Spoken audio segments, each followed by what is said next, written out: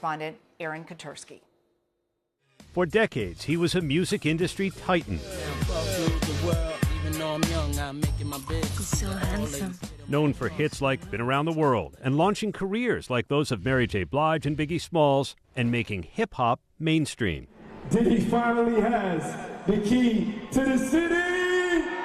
With his own record label, reality TV franchises, fashion brand, vodka, tequila, and a cable television channel, Sean Diddy Combs became a fixture on red carpets and in pop culture. Now, the self-proclaimed bad boy for life is facing the chance of life in prison as he goes on trial in New York on charges of sex trafficking, racketeering conspiracy, and interstate transportation for prostitution. Probably one of the most famous people in the world. How does that inform his trial? If you have been anywhere but under a rock in the last 2 to 3 decades or so, you either know his work directly or indirectly. And a lot of people have a difficulty of separating art from the person. And so will there be, to some degree, a connection of that for people that will be hard to separate? Absolutely. Combs has pleaded not guilty. He's going to fight this with all of his energy and all of his might. Federal authorities began investigating Combs after his ex-girlfriend, Cassie Ventura, brought a civil lawsuit against him. Combs settled one day after the lawsuit was filed with no admission of guilt. Ventura claimed in the lawsuit that Combs physically, sexually, and emotionally abused her during their on and off relationship. Ventura is expected to be a key witness for the prosecution. Is Cassie Ventura the star witness? Yeah, absolutely. And the reason why I say that is you take Cassie Ventura's civil lawsuit, you take this federal indictment, and you see so much overlap between the two of them. I think it's Cassie. The trial will also include testimony from 3 other alleged victims who have not been identified. 2 of those victims will be allowed to keep their identities concealed during trial. Combs is accused of abusing, threatening, and coercing the victims to participate in elaborate, drug-fueled orgies with male prostitutes that he called freak-offs. He used the embarrassing and sensitive recordings he made of the freak-offs as collateral against the victims. From what we know, the defense strategy is Sean Combs was a swinger, and bringing a third party or a fourth party or extra people into the bedroom in a consensual relationship is no crime. Yeah, and I think that's the move. When you separate white parties from freak-offs, when you separate criminality from consensual sex that might not be as mainstream as especially the SDNY is, you take Sean Combs, he is in no way, shape, or form the average person in anything. And so why should the act that so many people do between consenting adults be as average or normal for him? So then is the prosecution's job as simple as, seriously? I mean, seriously, and listen to them. They didn't sign up for this. Who would sign up for this? Look at the evidence, look at the statements, look at the pictures if they have them. Look at the text messages in close in time about them describing these events. Federal officers say they found what they believe is evidence of the so-called freak-offs when they raided 2 of Combs' homes last year, including drugs and more than 1,000 bottles of baby oil and lubricant. Authorities say they also found firearms with defaced serial numbers. There were these raids of his homes in Miami and in Los Angeles. There were guns drawn. Does any of that matter at trial? Or is just the result of all that, the evidence that was collected, what matters? When you tell, I think, the average person or juror that DHS or law enforcement showed up to Diddy's home with like Kevlar and body armor, I think the average person thinks, well, that's a really bad person. And so whether people want to admit it or not, they're going to infer criminality just based on how law enforcement operated in that. But the tangible should be, to your point, what was recovered. The defense has tried to keep some of the evidence out, including this surveillance video first obtained by CNN that shows Combs kicking and dragging Ventura in a Los Angeles hotel. Combs' attorneys argued the video had been manipulated, a claim CNN denied. They've also described the video as depicting the end of an otherwise loving relationship. Is there any way to look at what's on the video and see it the way the defense does, that this is the unfortunate end of a loving relationship? Yes, but it's going to take some tightrope walking, threading the needle. There's an argument that he is guilty of something, but not guilty of what he's accused of. The judge decided the video can be used. When he's not in court, Combs is incarcerated at the Metropolitan Detention Center in Brooklyn, a far cry from the lavish waterfront mansions Combs once called home. Sean Combs was denied bail because prosecutors said he intimidated witnesses. Several judges agreed that part of his MO, as prosecutors laid it out, was to intimidate the people into silence. Is that why he's incarcerated? He's in MDC. He allegedly got a cell phone at some point in time. He was using another inmate's, let's call it for lack of a better term, like a serial number, where you can dial in and use their number so you can't detect whether or not Sean Combs is using that phone or someone else. And it was that he had almost a campaign where he's trying to influence individuals. And I think all of that, the government said, he can't even follow the rules when he's incarcerated. What rules can we create that when he is out on some amount of bond or bail, that he'll follow those rules? The jury is expected to be finalized Monday, with the lawyers closing in on 12 jurors and 6 alternates who will ultimately decide if the mogul who launched major music careers, a fashion brand, and liquor labels will face the possibility of a life behind bars. Let's bring in Aaron Katersky. Aaron's been on this case since day one. He's going to be inside the courtroom every day for this trial. Right now, he is outside the federal courthouse in Lower Manhattan. Aaron, bring us up to speed on this process. How big was this jury pool, and how will they choose who will decide this case?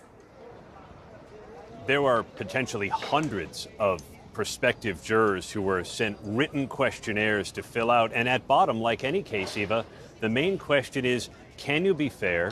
Can you be impartial? Can you set aside any of your perceptions, either about the case or the defendant, and come to court with an open mind and decide strictly on the evidence? But Eva, this is Sean Combs, so there were some rather unique questions, like what kind of music do you listen to? And a few of the prospective jurors said they liked hip-hop from the 1990s, when Combs was rising to fame and becoming the impresario that he was. And then there were other questions about the nature of the allegations. Can you sit through a potentially 2-month trial and talk about sexually explicit things with fellow jurors when it comes time to deliberate? And there was one woman who said that she would faint if made to discuss those things. And she recalled an episode when something sexual came up in junior high school and she blacked out. She was excused from the jury pool. So there are unique challenges because of who Combs is and what the allegations are. People are always really fascinated by jury selections. So I'm curious, you mentioned some of those questions, but what do they ask these people to determine who gets to stay and who goes?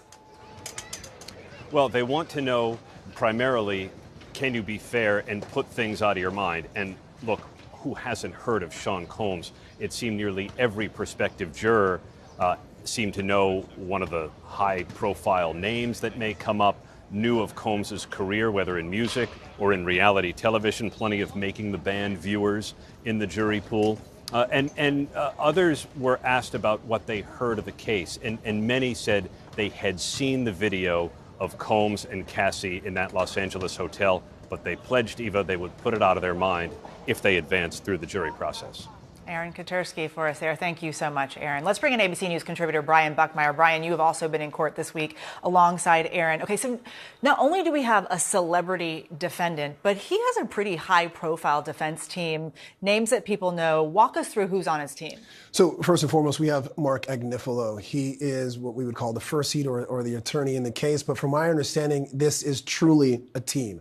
It's hard to say which one is the more important one than the other. And when you actually watch them in court, it is very much a collaborative process.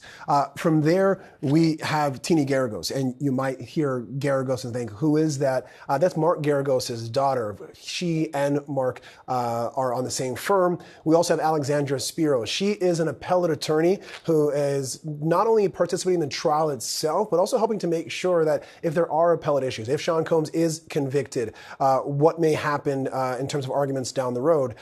We also saw a very other high-profile attorney by the name name of Brian Steele. People are going to remember him from Young Thug's defense. He was the lead attorney in that case that didn't get the case dismissed, but a very, very favorable resolution. And then you have some, I guess, if you're not in the legal field, such as myself, some lesser known but local talent as well. Xavier Donaldson is another defense attorney who's very strong within the Brooklyn and New York defense community and the Southern District of New York. And then I think in total you have about 7 or so other attorneys and some jury consultants as well helping out in Sean Combs' case. This is a big team. Yeah. Yes and no. I always kind of, when people ask me that question, I say, you may see 7 defense attorneys or 6 attorneys, whatever it may be at the table, but when you compare it to the government on the other side, who has about 5 attorneys, they also have the entire office of the Southern District of New York. So their team is small compared to that of the government. Let's talk about the government's team here. It's an all-female team for the prosecution. Is this a strategy or just coincidence here? I mean, I can't really look into my magic globe, so to speak, and speak for the U.S. Attorney in the Southern District of New York, but I don't think you make this mistake. I don't think this is something that just happens, so to speak. This is a case that, by and large, is talking about freak-offs. By and large, it is talking about a male defendant who is accused of sexually assaulting and trafficking and transportation for the purpose of prostitution, both male and female. So I think there is a strength in having women talk about these cases, not only for direct examination, because they will be initially questioning these individuals, and those potential and alleged victims may be more comfortable in those kind of conversations. But I don't think it's a mistake. It could be part of a strategy. Brian Buckmeyer, don't go anywhere. We're going to be asking some more questions. Still ahead, the science behind picking the jury who will determine Diddy's fate. Our expert panel will break it down.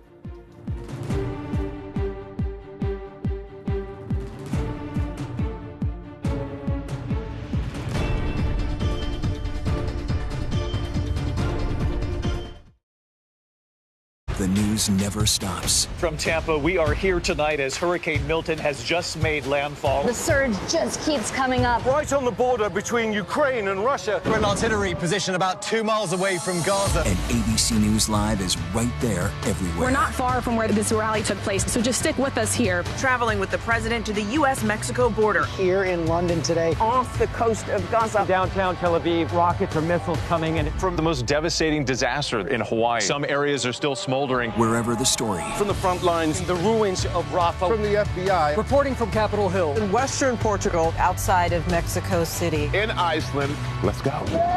Here in France. The eclipse across America. Just stunning. Unbelievable. Streaming live to you. Wherever the story is. Wherever the story is. We're going to take you there. You're streaming ABC News Live. ABC News Live. You're streaming ABC News Live. ABC News Live. Streaming free everywhere because the news never stops. I'm ready for my life to change.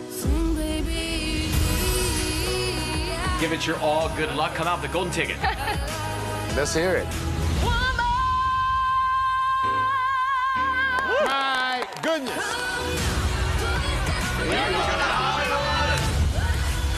This show is for people that have the talent, have the dream, and they just need a chance.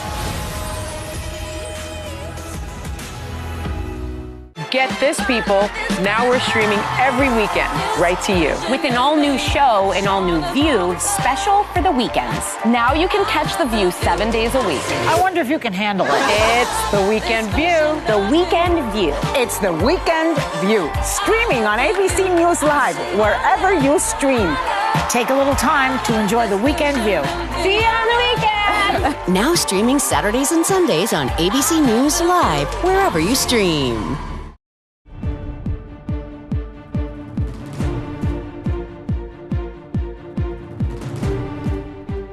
While all eyes are on the sex trafficking trial of Sean Diddy Combs, here's a quick look at the other big court cases we're following.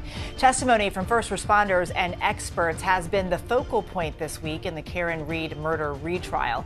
The Massachusetts woman is accused of killing her boyfriend, a Boston police officer, by hitting him with her SUV and leaving him to die in 2022. Her attorneys argue the investigation was riddled with errors and claim witnesses colluded on their narrative about the officer's death. Reed has pleaded not guilty. A jury found 3 former Memphis cops not guilty on state charges in the beating death of Tyree Nichols. 2 other former officers previously agreed to plead guilty to state charges. The defense argued Nichols was actively resisting arrest and that their use of force followed department policy. The 3 officers already face years in prison after being convicted of federal charges last year. Back now to the government's case against hip-hop mogul Sean Combs. Right now, I'm joined again by ABC News contributor Brian Buckmeyer, along with Dr. Eric Rudish, managing partner and senior litigation consultant at Blueprint Trial Consulting. He also studies juror behavior here in New York. Okay, Eric, we have to start with you. You're not involved in this case, but you are a jury expert of sorts. There is some science behind choosing a juror. Break this down for us. I'm fascinated. Absolutely. There's a lot that goes into selecting a jury well before trial.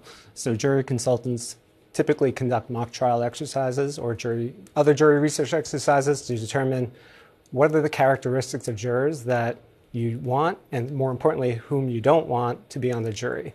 So based on that research, basically you're testing your case like a focus group in front of jurors, and you're determining who are the individuals who are going to be most receptive to your product in this situation, your case. So based on that, you're looking for certain characteristics of jurors that you're going to then use to guide you when you're selecting your jury.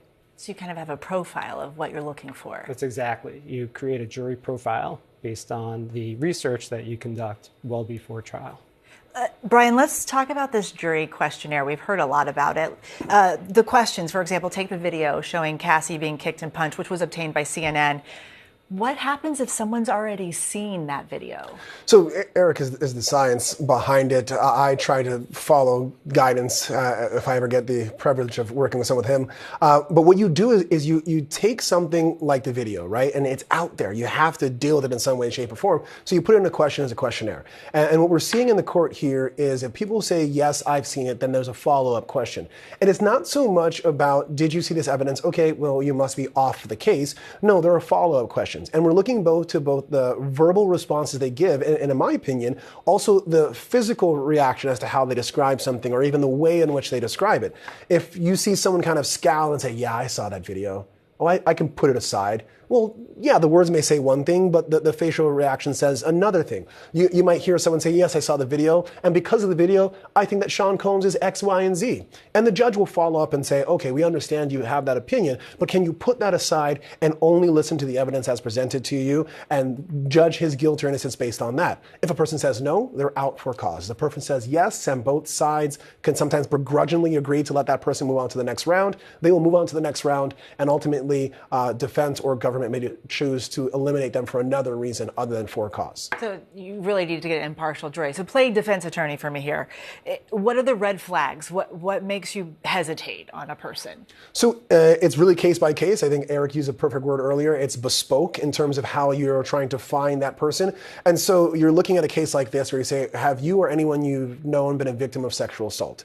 Depending on the answer and how they give that answer and how the judge instructs them as to something like, I'm very sorry that this happened to you some 2 years ago, 20 years ago, but do you understand that that person is different than Sean Combs, who's being accused of a similar crime, what it may be? When someone's answering that question, I'm looking and kind of gauging as to how they're responding to that, body language, what they're saying. And based on that, I'm making either the legal arguments or just a personal choice to have them not be on that case because I'm eliminating them, not necessarily picking them. Eric, I mean, this is not a normal trial. Everyone knows who Sean Diddy Combs is. He's super famous here, right? How does that impact a juror and the decisions that they make? So one of the key questions on the questionnaire is what opinions that they have of Sean Combs. Have they formed any opinions about this particular case? Have they seen the Cassie video, for example? So we all know that pretty much everyone knows who Sean Combs or Puff Daddy or P. Diddy is, but it's, what do they know about him? What opinions have they formed? And ultimately, can they be fair and impartial? And then it's not only what they write on the questionnaire and what they say during voir dire, but how they say it. So do they have a negative impression just based on how they're responding, or do they look like they could be fair and impartial? Eric Rudish, Brian Buckmeyer, so much interest in this jury for sure. Thank you so much for both being here. Coming up, what happens when a cultural icon goes to trial? The delicate balancing act of trying celebrities when we come back.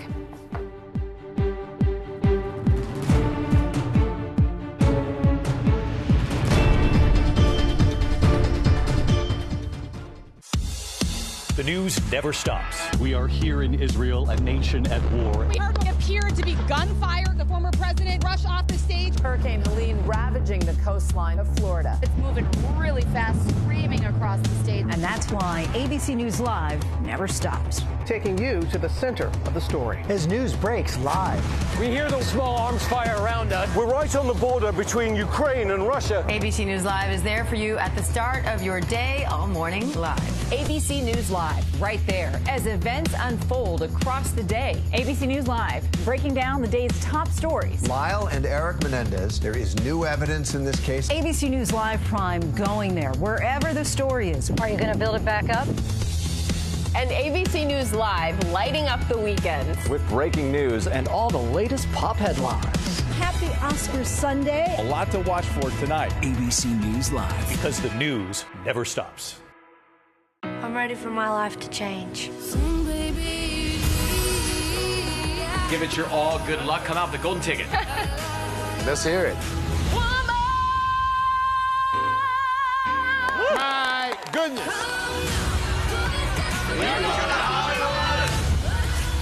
This show is for people that have the talent, have the dream, and they just need a chance. Now you can listen to a podcast version of Good Morning America, available free wherever you listen.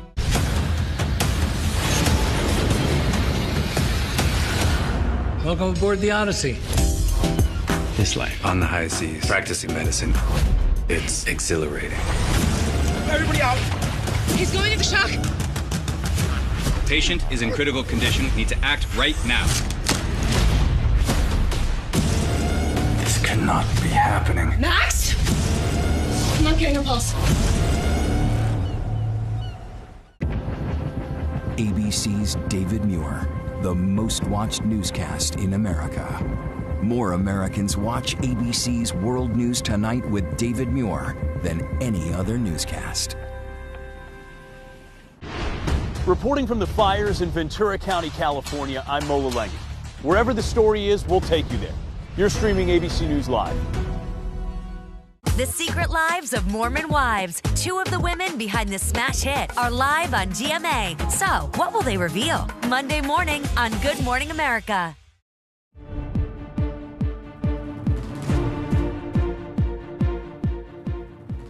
From music to fashion to reality TV, Diddy's star power in pop culture has been clear as he's built his image over several decades. Now, his legacy as a famous entertainment mogul is front and center as his sex trafficking trial moves forward. Kelly Carter covers entertainment and pop culture for us. Kelly, thank you so much for being here.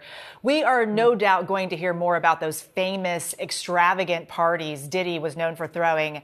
How did those events shape his reputation? Did they add to his power?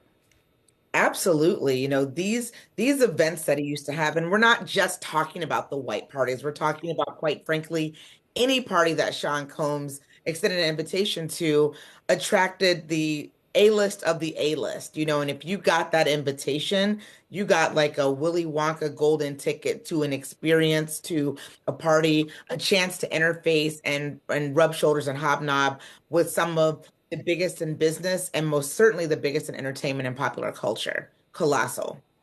He's pleaded not guilty, but if Sean Combs is convicted of these charges, he could be looking at decades in federal prison. Based on what we've seen with other celebrities, what's the bigger possible impact here? I mean, I think so much of it remains to be seen. You know, the thing that is so loud to me is the silence, essentially, of the entire industry. And I think that's because everyone tends to be taking a wait and see attitude for the most part. You know, we still don't know who all ultimately might even show up in court, in support or maybe not in support of Sean Combs. And we don't know whose names we're going to hear ultimately called. We've heard a couple of names so far in the jury selection of A-list names that have been mentioned, but we don't know ultimately who else will be called. So I think that ultimately can have a really big cultural impact, and let's think about, we've seen this before. We've seen these larger than life celebrities like Michael Jackson or O.J. Simpson, men who have touched so many different components of pop culture in the world of sports and music, film, and so on, and how it's ultimately affected pop culture, their stature in pop culture, and certainly the worlds that they exist around and inside of. And so, I mean, we'll see what ultimately happens with Sean Combs, but I tell you this, everybody is paying attention to it. That is for sure. Kelly Carter, thank you for your insight. We appreciate you. And thank you for joining us for the first episode of Burden of Proof, the case against Diddy. We'll be back with new episodes every day of the trial as soon as opening statements begin. We'll be bringing you the latest from the courtroom, plus live analysis from experts and contributors. The show streams right here on ABC News Live, Disney Plus, and Hulu at 5:30 p.m. Eastern. I'm Eva Pilgrim. Have a good night.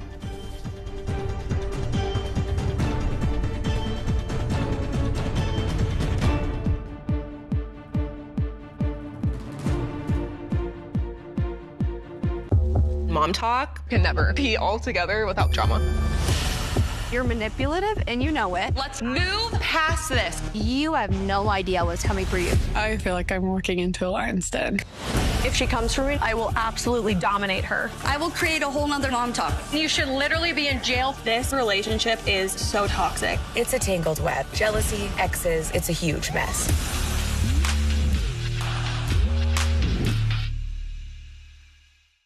I'd never seen that many skeletal remains. Thousands. This killer, he's the dumber you've never heard of. There were mannequins, almost like it was a club. I felt the presence of evil. Never before a face-to-face interview with the camera. Why now? Let me ask you, am I the evil culprit, the accomplice? I'd like to know how the audience views me. The Fox Hollow Murders, Playground of a Serial Killer, only on Hulu.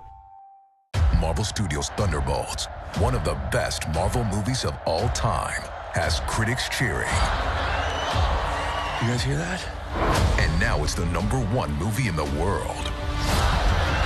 It's certified fresh, with a 96% audience score. And it's a must-see in IMAX. Yes! Marvel Studios' Thunderbolts. Thunderbolts! Rated PG-13, now playing. When you say Lacey Peterson, it's a name that everybody knows. How can any man kill his pregnant wife? But when you say the name Evelyn Hernandez, very few people remember. Both women were 8 months pregnant. Both bodies were found in the water. This could be a copycat case? It was eerie. Time was running out. Both stories should be known. You had to have sizzle to make the evening news. Murder has two faces, only on Hulu. I'm Morgan Norwood in New York. Right now on ABC News Live, President Trump extending an olive branch to the Chinese. His comments ahead of high-stakes trade talks as the White House demands major concessions from Beijing. Plus, radar screens going black at Newark Airport. What officials are saying about the cause, the danger to travelers with pilots flying blind. And the case against Sean Diddy Combs, why his sex trafficking trial is being pushed to next week, and the key arguments we're tracking ahead of those opening statements. ABC News Live report starts right now.